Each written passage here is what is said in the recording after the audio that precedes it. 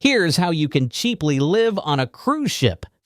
Picture this. You're sipping your morning coffee on a balcony overlooking the Caribbean, no mortgage payments, no utility bills, and someone else is making your bed and cooking your meals. Sounds impossible? Well, there's actually a guy who's been doing exactly this for over 20 years, spending just $200 a day to live in paradise. Today, I'm going to reveal the exact 5-step system he uses to live cheaper on a cruise ship than most people spend on rent back home. Stick around because what I'm about to show you will completely change how you think about retirement. Meet Mario Salceto, better known as Super Mario in the cruise world. This isn't some trust fund baby or lottery winner. This is a regular guy who figured out how to game the system. For over 2 decades, he's been living full-time on Royal Caribbean ships. And here's the kicker. He's doing it for around $72,000 a year. That's less than what most Americans pay for housing alone. But Mario isn't the only one. There's Lee Wachstetter, known as Mama Lee, who lived on Crystal Serenity for 12 years.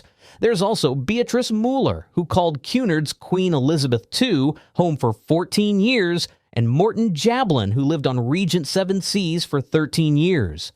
These aren't isolated cases. They're proof that this lifestyle is not only possible, but surprisingly affordable if you know the secrets. The question everyone asks is, how much does it really cost? Well, I've done the math, and the numbers might shock you. While most people assume living on a cruise ship would cost a fortune, the reality is that with the right strategy, you could be living your dream life for less than the average American household income. Here's where most people get it wrong. They think luxury equals better value, but that's backwards thinking when you're planning to live aboard permanently. Mario chose Royal Caribbean for one simple reason. It's a mass market line with consistently lower fares than premium or luxury competitors. But there's a deeper strategy here. Royal Caribbean's Crown and Anchor loyalty program offers a critical perk for solo travelers, a reduced single supplement of 150% instead of the typical 200%. That might not sound like much, but when you're booking 50-plus cruises a year, those savings add up to thousands of dollars. The loyalty program also throws in drink vouchers, priority boarding, and other perks that slash your daily expenses. Think about it. If you're getting free drinks and priority access, you're already saving $50 to $80 per day compared to other passengers. Other mass market lines like Carnival and Norwegian offer similar value propositions, but Royal Caribbean's extensive fleet and year-round Caribbean presence make it the sweet spot for full-time living. The key is picking a line with enough ships and itineraries to keep you moving without breaking the bank. This is where your comfort meets your wallet, and it's a decision that will make or break your budget. Mario lives in inside cabins. No windows, no balcony, just the basics.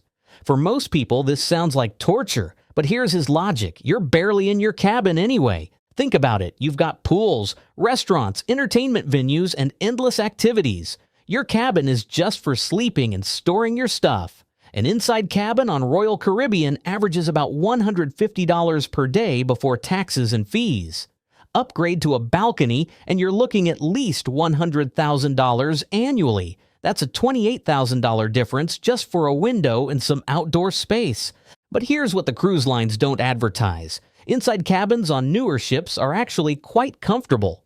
They're efficiently designed with clever storage solutions, and many have virtual balconies. Large screens showing real-time ocean views.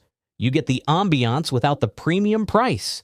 If you absolutely need natural light, consider an ocean view cabin.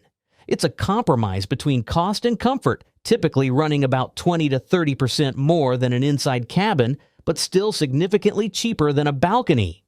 Remember, you're paying the single supplement regardless, so every dollar you save on cabin category is money back in your pocket.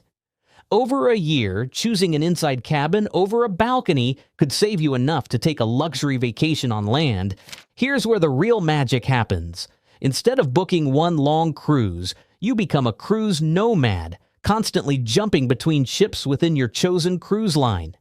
This isn't just about variety. It's about chasing the absolute lowest fares available at any given time.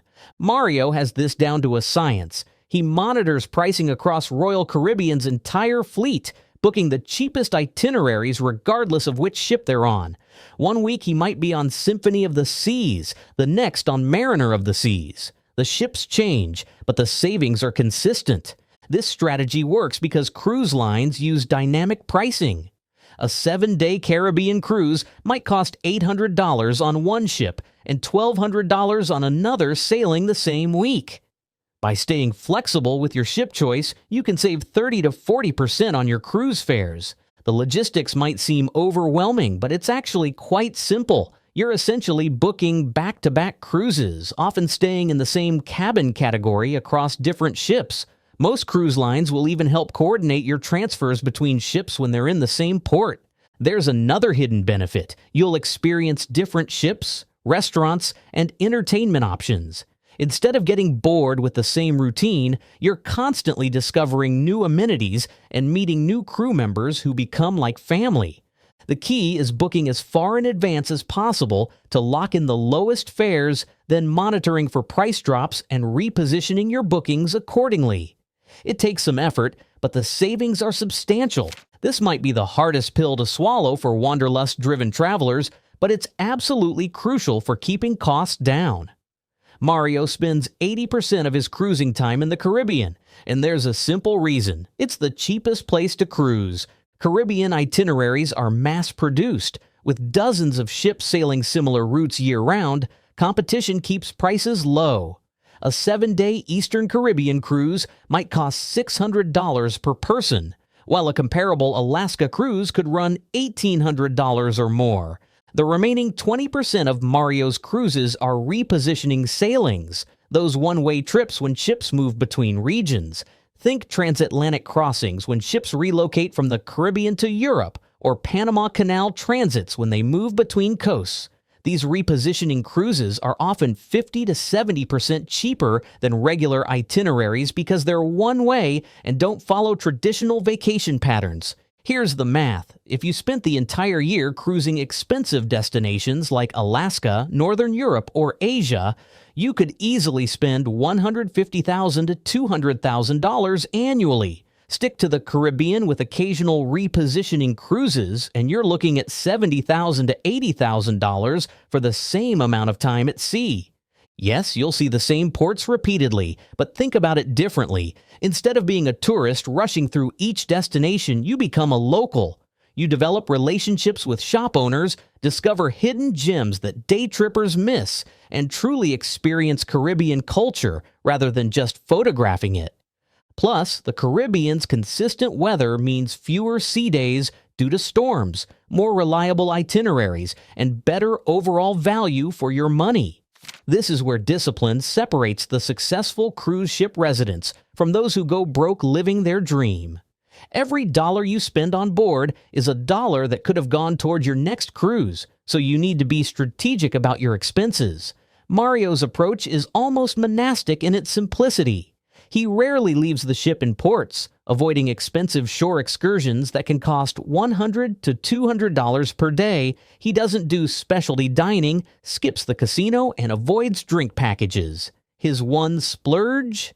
Wi-Fi, because staying connected is essential for managing his bookings and maintaining relationships back home. But here's what he does spend money on: gratuities. At about $15 per person per day, this adds up to over $5,000 annually, but it's non-negotiable.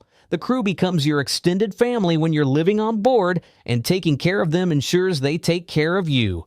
Laundry is another unavoidable expense, but you can minimize it by packing strategically.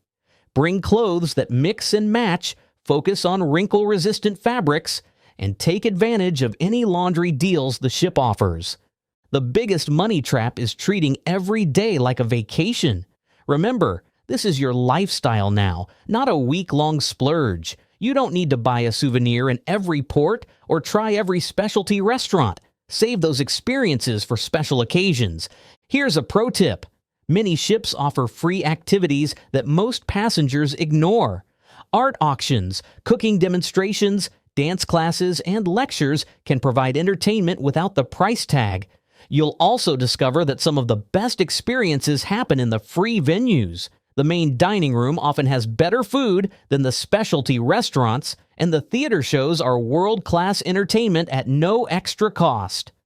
Let's break down Mario's actual expenses because this is where the rubber meets the road. His target is $150 per day for his solo inside cabin before taxes and fees.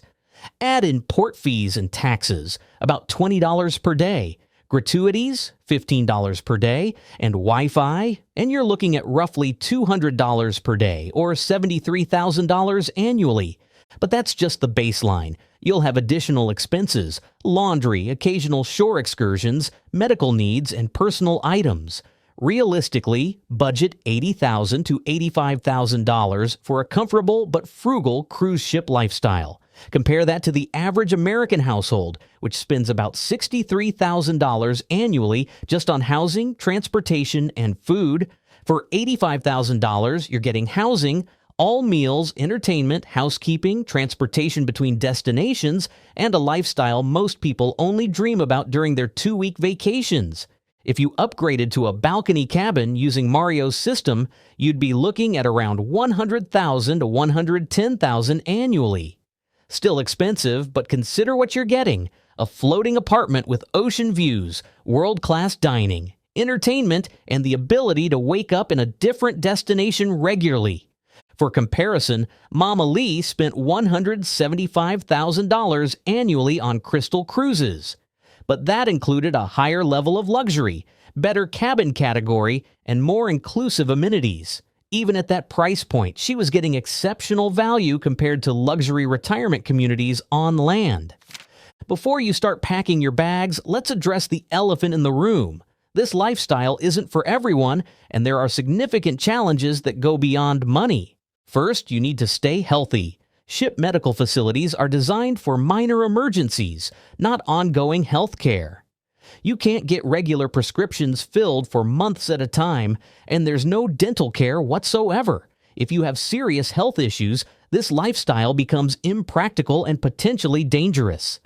Insurance is another nightmare. Try explaining to an insurance company that you live on a cruise ship and watch their rates skyrocket, if they'll even cover you at all. Most policies have strict limits on trip duration, and living permanently at sea falls into a gray area that insurers hate. You'll also need to maintain a permanent address on land for banking, taxes, mail, and legal purposes. This means keeping some connection to your home country, which adds to your expenses and complicates your finances. Then there's the social aspect. Yes, you'll meet thousands of people, but they're constantly changing. Building lasting friendships becomes challenging when your social circle refreshes every week. Many long-term cruise residents report feeling lonely despite being surrounded by people constantly. The repetition factor is real too. After you've seen Cozumel 50 times, the excitement wears off. Entertainment shows cycle every few months, and even the most varied cruise line will start feeling routine after a year or two. Finally, there are the disruptions you can't control. The pandemic forced all cruise ship residents to evacuate and find alternative housing. Ships go into dry dock for maintenance, get chartered for special events, or change itineraries due to weather or political situations. You need backup plans and financial flexibility to handle these inevitable interruptions. If you're still interested after hearing the challenges, here's how to test the waters without committing your life savings. Start with a month-long experiment. Book back-to-back cruises using Mario's strategies and see how you handle the lifestyle. During your test month, track every expense meticulously. Note what you miss from land-based living and what surprises you about ship life. Pay attention to your social needs, health requirements, and overall satisfaction level. If the experiment goes well, gradually extend your time at sea. Try a 3-month stint, then 6 months. Each phase will teach you something new about the realities of cruise ship living and help you refine your budget and expectations. Build relationships with crew members and other frequent cruisers. They'll become your support network, and can provide invaluable advice about everything from the best cabins to book to which ports have the most affordable Wi-Fi. Most importantly, maintain your flexibility. The cruise industry changes constantly, and what works today might not work tomorrow. Stay informed about loyalty program changes, new ships entering service, and industry trends that could affect your costs. Living on a cruise ship isn't just a fantasy for the wealthy, it's a legitimate lifestyle choice that can cost less than traditional retirement. With Mario's 5-step system, you could be living your dream for around $80,000 a year, waking up to ocean views and having every meal prepared for you. Sure, it's not for everyone, but for the right person, it's the ultimate way to see the world while living below your means. If this sounds like the adventure you've been waiting for, hit that subscribe button and let me know in the comments. Would you trade your house for a life at sea?